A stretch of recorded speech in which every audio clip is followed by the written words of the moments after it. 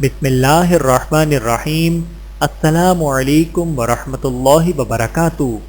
فکر آخرت کے انسانی زندگی پہ اثرات۔ رسول اللہ صلی اللہ علیہ وآلہ وسلم نے ارشاد فرمایا، جس نے آخرت کو اپنا مقصد زندگی بنا لیا، اللہ سبحانہ و تعالی اس کے دل کو دنیاوی تفرقات سے مستعفی فرما دیں گے اور اس کی پھیلی ہوئی ضروریات کو جمع فرما دیں گے، اور دنیا اس کے پاس ناک رگڑتی ہوئی آئے گی۔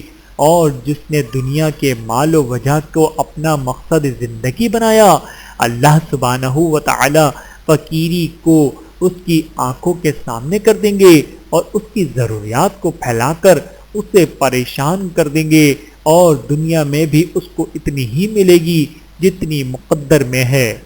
بحوالہ سنن ترمذی حدیث نمبر 2465۔